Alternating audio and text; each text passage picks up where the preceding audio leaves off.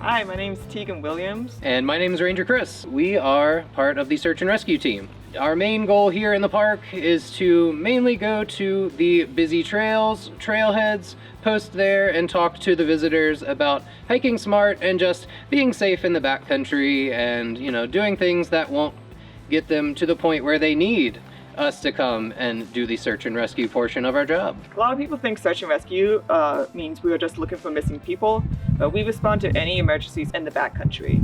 We'll show you some of the gear that we use to accomplish our missions.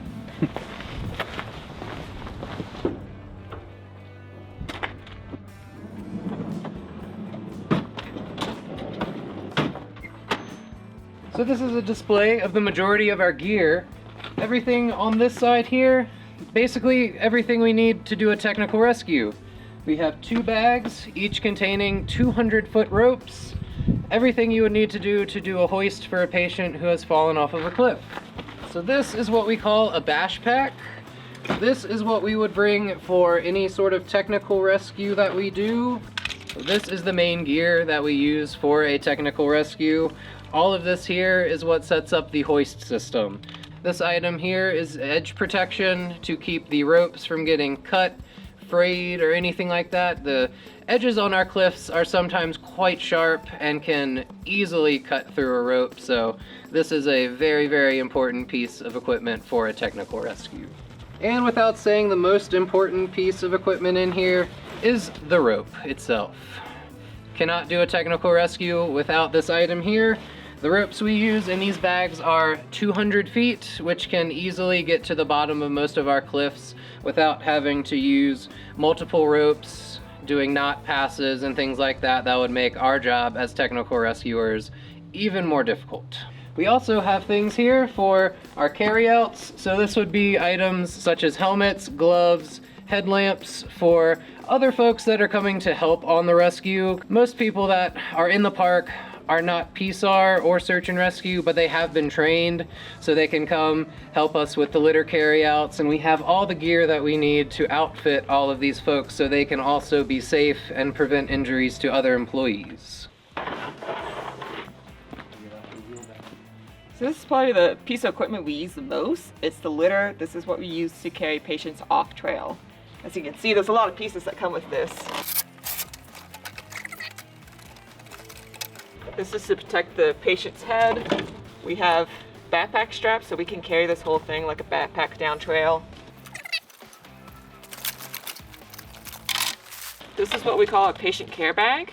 This bag has everything we need for the patient to make them comfortable. This is not going to be a comfortable journey, but we have sleeping bags and blankets to try and make it as comfortable as possible. We're carrying more blankets now since it's getting colder outside.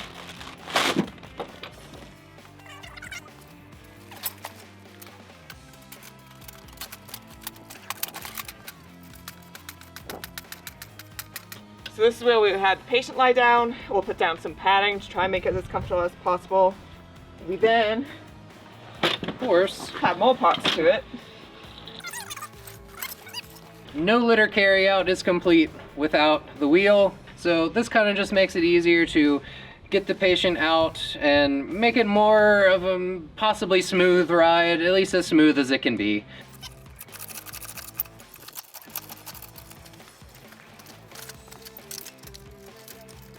Ready? Yep.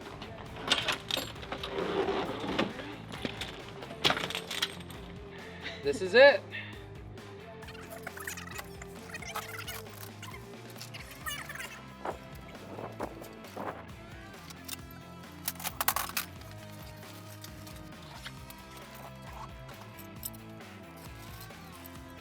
So we got these new litters last year, 2023. Mm-hmm. The old ones we have were incredibly heavy. We used to keep parts of it on top of the car here because it was massive. This entire system with the wheel only weighs 30 pounds, so it makes our job a lot more convenient when we're lugging all of this down trail. Having the funding to buy all of this new gear makes it easier to rescue anybody out of the backcountry in any sort of situation. We couldn't do it without the funding to help our program. So everyone in preventative search and rescue is also a medical provider, EMS, mostly EMTs, some advanced EMTs, paramedics. this is what we go into the backcountry with. Take it away, Chris. So this is what we call our BLS pack for basic life support incidents. We have everything in here that we need to do oxygen, anything from a cardiac arrest, stroke, to a diabetic emergencies. Pretty much anything you could really think of EMS related, we have it here in this bag. Like we said, this is what we do when things go wrong, but our main job is what we call preventative search and rescue. So we try to prevent people from needing any of this.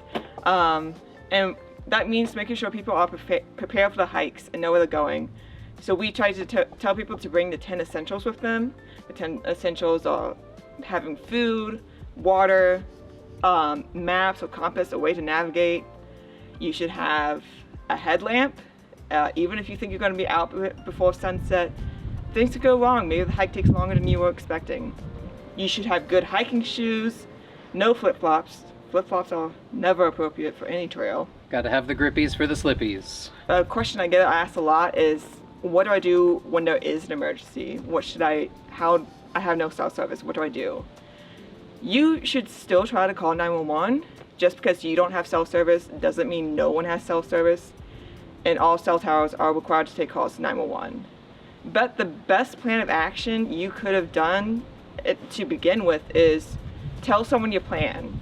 It's real simple. You tell someone, hey, I'm gonna go hike this trail and you should receive a text from me by 6 p.m. That's simple. So when the person doesn't receive a text from you, they know, hey, maybe I should call for help. Coming into winter, you gotta start thinking that there's probably gonna be ice on the trails. If it has rained in the past 2 weeks, there is ice on the trails, which means you should be carrying either crampons or micro spikes, the things that attach to your shoes when you go hiking.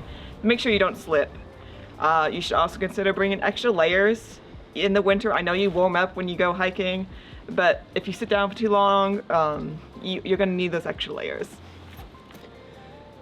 Our main season that we have the majority of our issues in is usually in the summertime. We get some pretty hot days up here, and a lot of people will forget to bring their water, or if they do bring water, they just don't have enough. So we have a lot of incidences where we have a lot of dehydration, heat illness, things like that. So what you can do to just remember, usually we like people to bring at least 2 liters of water on any sort of trail that you're embarking on for the day, whether it's a short trail up to like 1 to 2 miles, something maybe even longer, 3 to 4, 5. Just always make sure you have enough water. That's going to make sure you don't need someone to come and assist you with bringing extra hydration, electrolytes.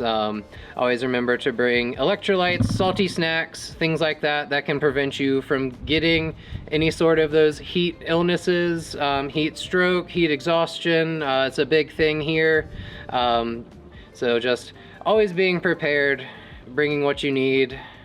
The higher you go up in elevation, the less protection you have from the atmosphere, from the sun. So it is easier to get a sunburn the higher up in elevation you go. So make sure you have sunscreen. You might have to reapply more often in the mountains. So coming into our fall season, the weather can be pretty up and down. We have some hot days, we have some cool days, and then some days it'll just be a very beautiful fall day. We do have a lot of folks embarking on trails and things like that in the fall, so just know that you're going to be out there with quite a few other people, especially if you're going on those busy trails such as Dark Hollow Falls, Stony Man. So just always be courteous to the other people. Always do your research. Make sure if you're going out with your dog, you make sure that it's a trail that actually allows you to have the dog on the trail. And please also keep that pet on a 6-foot leash at all times. Just one of those things that helps you be courteous to the other visitors that may also have pets. Just always remember that. The springtime is typically we have more rain, so make sure you check the weather before you come. It can be difficult to predict the weather in the mountains. The visitor centers might have the most accurate forecast for you. So just always remember to bring a rain jacket. Part of that 10 essentials we had already talked about a little earlier. We thank all our visitors for coming to the park here. We hope everyone comes and has a great time.